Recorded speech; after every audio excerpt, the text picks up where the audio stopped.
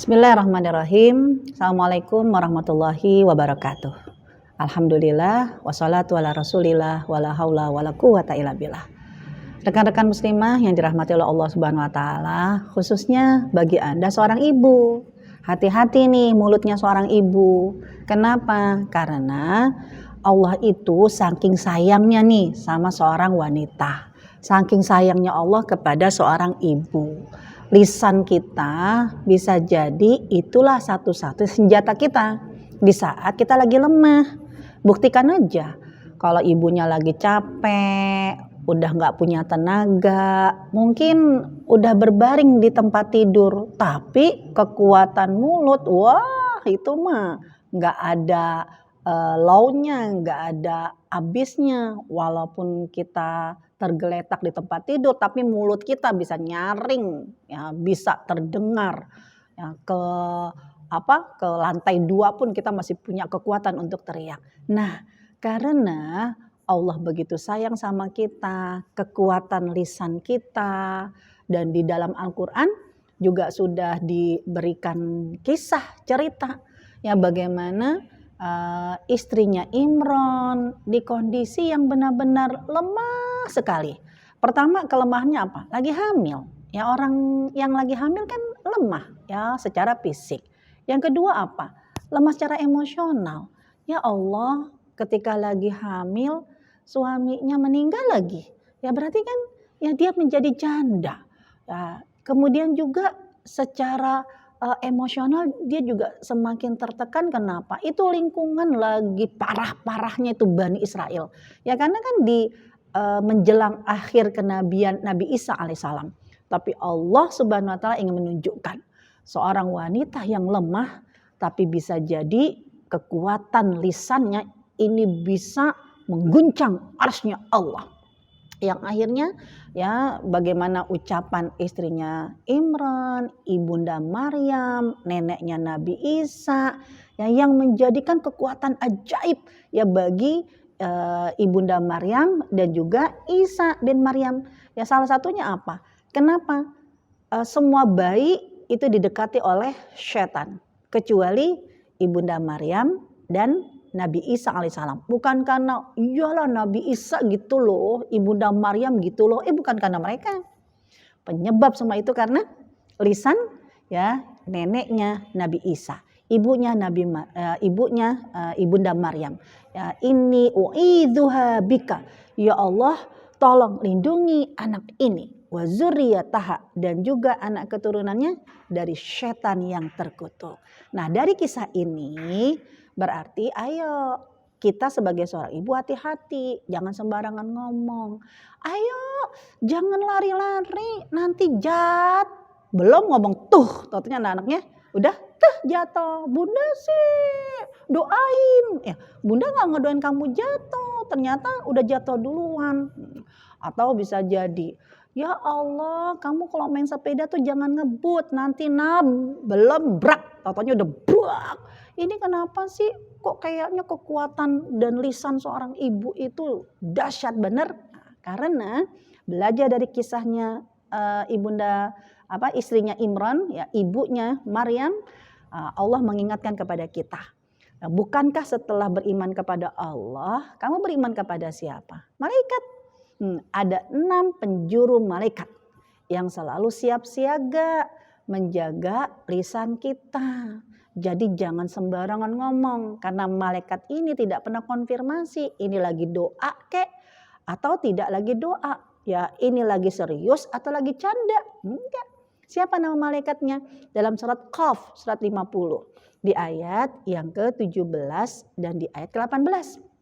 Itulah malaikat yang Allah menyebutkan mayal fidhu min qaulin illa ladaihi raqibun atid. Malaikat raqib dan malaikat atid yang tugasnya hanya mendokumentasikan. Ibu ini ngomong ini, ibu ini ngomong itu. Perempuan ini ngomong ini, perempuan itu ngomong itu. Hati-hati yang belum nikah. Jangan sembarangan ngomong, kapan merit, tar, kalau semuanya udah sukses, bunga belakangan, gak bakalan dia nikah-nikah. Sampai nanti yang paling sukses ya, semuanya udah sukses baru ya dia akhirnya nikahnya belakangan. Atau bisa jadi, kapan nikah, kapan nikah, gue nggak naksir sama orang bumi, gue mah naksirnya sama nanti malaikat di surga misal. Walaupun judulnya wah teman-teman ketawa-tawa, ya itu just kidding, bukan sekedar candaan. Nah itu akan didokumentasikan oleh malaikat Raqib dan Atid. Selama dia masih di bumi dia nggak bakalan ya menikah. Kenapa? Karena malaikat ini tugasnya hanyalah mencatat. Ya kanan Raqib dan Atid sebelah kiri. Kemudian ya siapa lagi? Malaikat yang ada di depan dan malaikat yang ada di belakang. Dulu mah orang tua kita sering mengingatkan, jangan sembarangan ngomong, nanti malaikat lewat. Ya, bisa jadi ketika kita ngomong sama anak gadis kita, udah jangan suka mejeng depan pintu, tar jauh jodoh. Itu bukan sekedar mitos. Ya, loh kok bisa jauh jodoh? Ini kekuatan lisan seorang ibu.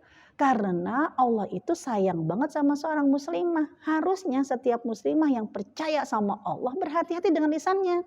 Karena percaya juga dengan malaikat yang ada di depan, yang ada di belakang. Siapa nama malaikatnya? Dalam surat Ar-Ra'd, surat 13 ayat 11. Ya dulu orang tua kita sudah mengingatkan, jangan sembarangan ngomong, nanti malaikat itu lewat.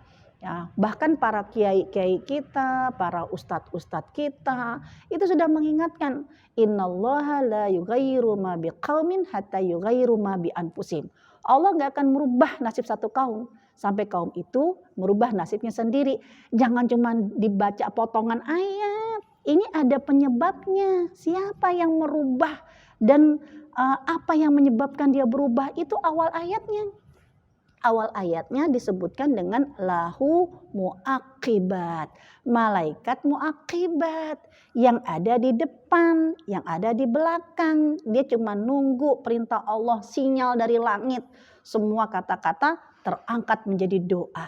Itu yang diingatkan oleh para ulama-ulama kita, para orang tua kita. Jangan sembarangan ngomong. Pas lagi ngomong, malaikat muaqibat pas lagi lewat, pintu langit terbuka, berubahlah nasib pada saat itu. Bukan karena Allah menginginkan keburukan, tapi kamu yang membuat buruk nasib anak-anak kamu. Yang penjuru yang kedua. Penjuru yang terakhir adalah yang ada di atas dan ada di bawah. Siapa malaikat yang ada di atas? Dalam surat Az-Zariyat Allah menyuruh kita di ayat ke-22, ya wa fis sama, lihat di langit. Jangan cuma lihat di langit ada bintang. Di langit ada apa? Ada rizqukum, ada sebab rezeki untuk kalian. Wa matu adun, ada sebab janji untuk kalian. Karena ada malaikat nih yang mengatur rezeki. Siapa sih malaikat yang tugasnya mengatur rezeki? Kan malaikat Mikail.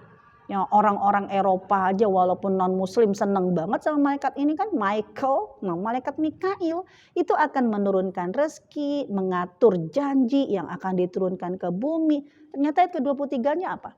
Mislama annakum tauntikun, persis seperti apa yang kalian ucapkan. Jadi please dong, ya ibu-ibu, para muslimah-muslimah, kita ini perempuan. Walaupun dalam kondisi fisik kita lemah, tapi lisan kita itu benar-benar dijaga oleh para malaikat.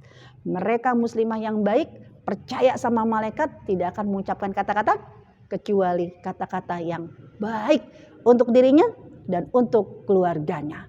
Untuk itu, ayo 50 tahun, 100 tahun ke depan, gimana nasib bangsa ini tergantung dari lisan kita.